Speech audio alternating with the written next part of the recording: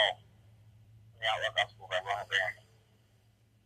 There comes a moment when a man stops asking the world for permission to exist.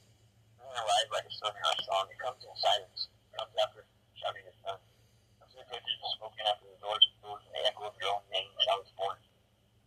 That's where I found my call, not in church pews or marble halls, but in the wreckage of everything I thought I had lost. I didn't speak in scripture, spoke in scars. Didn't arrive in choir, it came with the wind that blows through the broken windows of the hotel, hearing the sound of something bigger than punishment, something like purpose. I had been measured, sentenced, and erased by systems that had long since stopped caring what a man could become. But somewhere between the prayers I didn't say and the tears I didn't show, I heard it rise. The word rise. That's what Outlaw Gospel really is. It's a rebellion for rebellion's sake. It's resurrection. It's what happens when the castaway starts building a boat instead of begging for rescue. It's a stubborn faith that refuses to let shame have the final word. I didn't ask to become a preacher of brokenness. Life made me one. Every failure became a verse. Every survival a chorus, and the call said, use what you've been through. Build something that heals others before it kills you. So I did. Out of these ashes, broken trust and bent laws, I began to write, not to be famous, not to be forgiven, but to remember who I was before the paperwork and the numbers. My pen wasn't a tool, it was a lifeline. Each word was another nail in the coffin of silence, and slowly what began as a man's cry became a movement, a gospel for those who the world forgot to listen to. All led to the Big Buddy Family Preservation Act because I knew too many fathers who never got a second chance. It led to thought-provoking voices because I'd seen too many souls go unheard. It led to this very book because I refused to let the truth die in my throat. Outlaw Gospel was never written for the righteous. It was written for the real, for those who know what it's like to lose everything, still wake up wanting to love again. Every great movement starts the same way, with one voice rising from the ruins. Mine is not better than anyone else's. It's just one among the many who got left behind. One that refused to stay buried. The call is not gentle, not holy, in the way churches tell it. It's rough, raw-made facial smoke, paper cups, and prayer whispered through gritted teeth. Not polite, but it's true. And that's what makes it gospel. Chapter 2 of the work from the Outlaw Gospel by Ronald Bierend. The work didn't start with a plan. It started with a pain. Not the kind that fades, but the kind that builds muscle under scar tissue. I had no blueprint, no brand, no fancy title. All I had was a sense that the world had gone deaf to its own children, and that somebody had to start shouting truth again.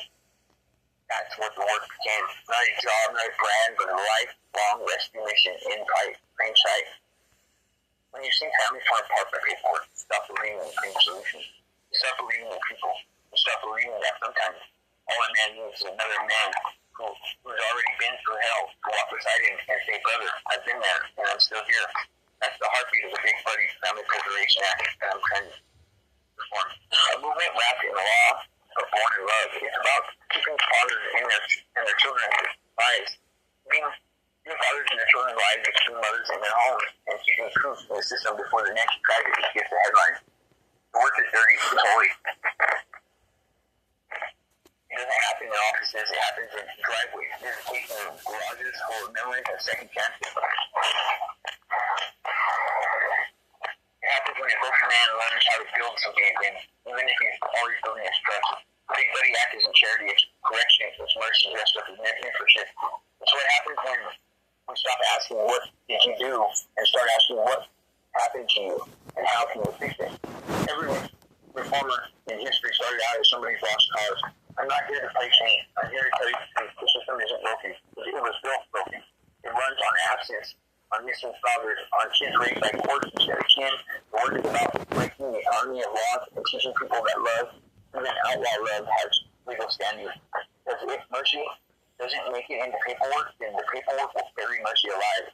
And that's why I built the Home for Broken Voices, not as a building, but as a covenant. A place where the unheard could come and make noise again. Music, writing, recovery, art, it all counts. Every sound made by a healed soul counts as a law and an outlaw gospel. You can't change the world from the top down to the down. You have to. You save it one broken voice at a time, one man, one woman, one child, finally say, I matter. The work is never finished. It's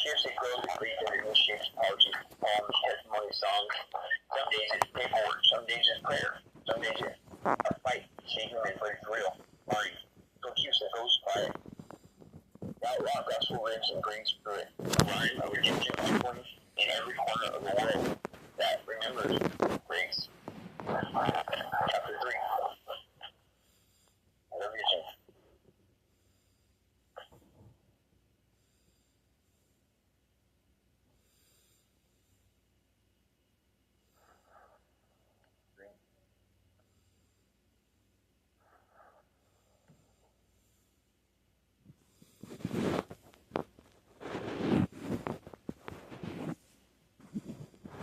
The Vision. From the Outlaw Gospel by Ronald Bierend. Every movement works in starts with a vision, not a dream, not a wish, but a knowing, a flame that pushes it out. Even when everything else around it goes dark, my vision wasn't born out of comfort, or college, or capital. It came from the floor, from sleeping on it, crying over it, praying into it. It came from visions the world calls unredeemable. The vision was simple. Build something that heals what punishment cannot. The Outlaw Gospel is not a religion, it's a revolution of remembrance. Remembering who we were before the label, before the failures, before the cages. It's about giving back what shame stole for too long. The system set off the silence of the poor and the broken. It counts its numbers and lost children, forgotten parents, and dismissed cases. The vision I carry says this: we can change the math, we can rewrite formulas so mercy multiplies instead of divides. The vision has pillars, not of marble, but of flesh and spirit. The first is family preservation. There's no government, no policy, no foster home, no every child like a parent who's fighting to do better. Second is a voice of restoration, not speaking for the people, but helping the people speak for themselves.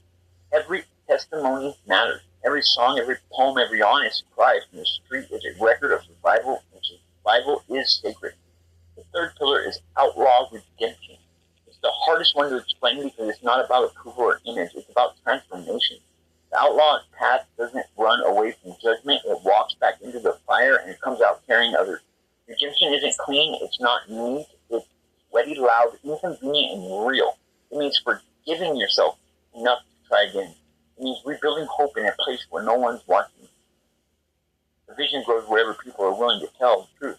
It spreads through music videos, open mics, communities, dinners, garages turned into workshops and second chances. It spreads online through testimonials, movement, through the living library of words that keep coming from this movement. It's not about perfection, it's about persistence. You fall down 100 times, you rise 101, because faith doesn't quit because it hurts. The Outlaw Gospel vision isn't mine alone anymore. It's become a mirror held up to anyone who's been told they don't matter. It's for the father fighting to be heard, the mother clawing her way back to her children, the artist who found God in his own mistakes. It's for the ones who refuse to stay silent, who write the margins, who sing off key but still sing. It's for every broken voice that ever said, there's more to me than what they see. The vision, not to escape the world, but to rebuild it. One outlaw at a time, one voice at a time, one act of mercy at a time. Because the true measure of a man's vision isn't how much he can hold, but how much he can hand back to the next one behind him, saying, here, take the light. I carried it as far as I could.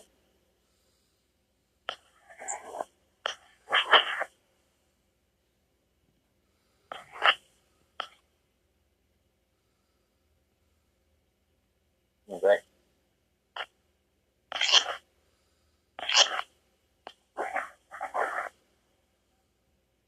That before the struggle is a pulse of the outlaw life. It's a relentless demanding and unavoidable. It is the grind of a daily survival, intersecting with systemic indifference. It's the collision of personal responsibility and public neglect. Every day presents a challenge.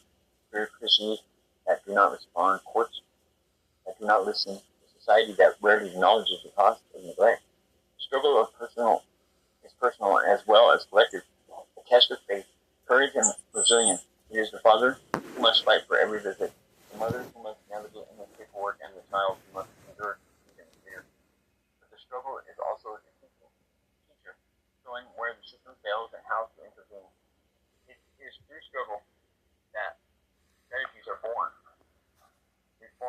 received and advocacy things urgently. My struggle is not unique. It echoes the experience of thousands of parents and children whose lives are disrupted by injustice. In documenting, reflecting, and acting on this struggle, the gospel becomes tangible. The struggle validates every effort, every law proposed, every sanctuary built, and every voice restored. Without struggle, the work is theoretical, and with struggle, it becomes living testimony. The struggle also demands endurance, demanding that one rise again even when hope falters, and that every failure fuels determination rather than despair. It's both crucible and forward, shaping those who persist into vessels capable of carrying justice, love, and redemption to those most in need. Every victory in the struggle is measured by, not by accolades, but by lived, touched, voices restored, and families preserved. In the struggle, the gospel lives, breathing proof that perseverance, action, and unflinching love can withstand even the most systematic pressure. Chapter 5, Testament. Testament is an affirmation of all acts, thoughts, affections, and creation that define the movement. It is the sum of survival, advocacy, poetry, legislation, and testimony. The Outlaw Gospel becomes a testament when the story is no longer just personal but universal. When the lessons learned serve others who face similar challenges, it captures the failures and successes, the losses endured, the victories claimed, weaving them into a narrative that demands attention, reflection, and action. Every policy proposed, every sanctuary created, every voice restored is a part of this living testament. Testament asserts that brokenness is not the end. It is the beginning of insight, creativity, and reform that preserves memory, provides guidance, and inspires courage. The testament also serves as evidence, proof of systematic failure, and proof of international intervention and restore life. It is both mirror and roadmap, reflecting harsh truths and pointing the way forward. In writing the testament, I acknowledge the lives lost, the pain endured, and the system that failed. But I also illuminate pathways toward justice, restoration, and mercy. The testament is continuous, evolving as new voices join, new challenges arise, and new solutions are implemented. It insists that no voice goes unheard, no injustice ignored, and no effort unrecorded. The testament is a living proof that Outlaw Gospel is more than words. It is action, advocacy, and a declaration that no life, no family, no voice will be left behind. Number 6. Fire. Fire burns in everyone who refuses to accept injustice as natural. It begins quietly as a flicker of indignation, a spark ignited by personal experience, by witnessing the silent suffering of others, by understanding the cost of systems that ignore mercy. For me, the fire came from watching my children drift through bureaucratic machinery, from seeing fathers erased from their own families, from constant reminders that the world values compliance over compassion. The fire demanded action, demanded words and deeds that would not settle for mere survival, but for transformation. It drove the writing of the Outlaw Gospel, the creation of the Big Buddy Family Preservation Act, and the building of a home for broken voices. It is a relentless energy that refuses to rest until wrongs were addressed, voices restored, and lives reclaimed. Fire teaches endurance. It teaches that hope is not passive. It teaches that love is not quiet but active. That advocacy is not optional but necessary. Those who carry the fire must burn with complacency, care through apathy, and illuminate paths where darkness seems permanent. The fire is not destructive in the sense of ending life. It destroys the barriers, the lies, the neglect, and the indifference that strangle human potential. It is both an internal compass and an external beacon, guiding the Outlaw Gospel into the hearts of those who need it most. To feel the fire is not to be alive, to be conscious of injustice, and to accept responsibility not only for one's